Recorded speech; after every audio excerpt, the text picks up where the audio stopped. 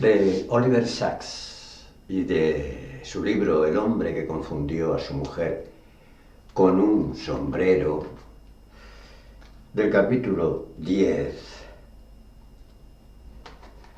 Comienzo.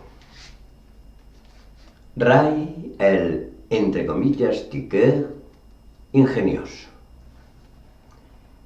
Gilles de la Tourette, alumno de Charcot, describió el asombroso síndrome que hoy lleva su nombre, en 1885. El, abro comillas, síndrome de Tourette, cierro comillas, como se le denominó inmediatamente, se caracteriza por un exceso de energía nerviosa y una gran abundancia y profusión de ideas y movimientos extraños. Tics, espasmos, poses peculiares, muecas, ruidos, maldiciones, imitaciones involuntarias y compulsiones de todo género, con un humor extraño y juguetón y una tendencia a juegos de carácter extravagante y bufonesco. En sus formas, entre comillas, superiores, el síndrome de Tourette afecta a todos los aspectos de la vida instintiva, imaginativa y afectiva. En sus formas, entre comillas, inferiores y quizás más comunes, puede haber poco más que impulsividad y movimientos anormales, aunque aparezca incluso en este caso un elemento de rareza. El síndrome fue perfectamente identificado y minuciosamente descrito en los últimos años del siglo pasado, que fueron años de una neurología amplia que no vacilaba en unir lo orgánico y lo psíquico. Para Tourette y sus colegas era evidente que este síndrome constituía algo así como una posesión del individuo por instintos e impulsos primitivos, pero también que se trataba de una posesión con una base orgánica, de un trastorno neurológico muy definido, aunque todavía por descubrir.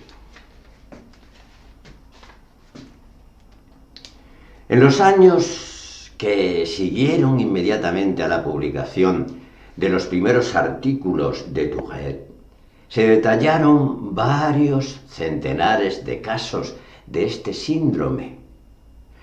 Nunca se hallaron, sin embargo, dos casos que fueran exactamente iguales.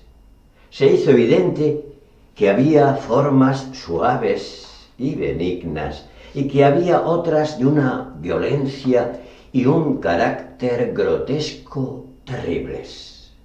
Asimismo, se hizo patente que ciertas personas podían, entre comillas, tomar el síndrome de Tourette y acomodarlo dentro de una personalidad flexible, beneficiándose incluso de la rapidez de pensamiento, asociación e inventiva que lo acompañaba, mientras que otros podían verdaderamente quedar, entre comillas, poseídos, virtualmente incapacitados para conservar una verdadera identidad en medio del caos y la presión terribles de los impulsos touréticos.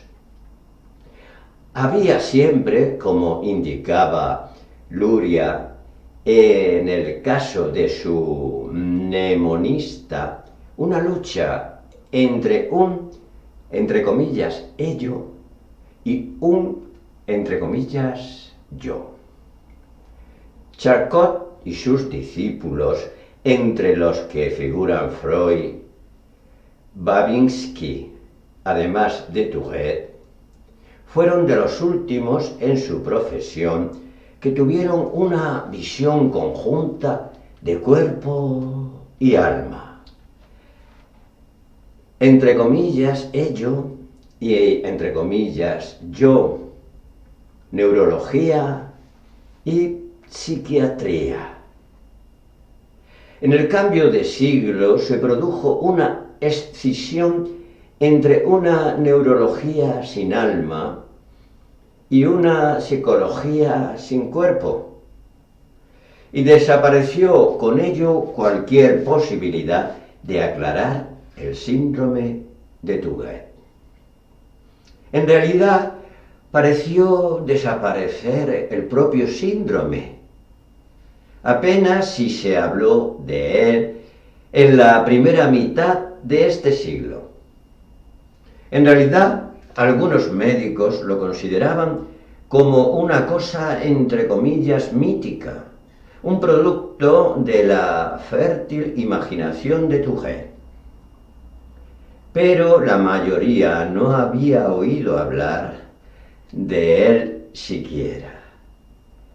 Estaba tan olvidado como la gran epidemia de enfermedad del sueño de la década de 1920.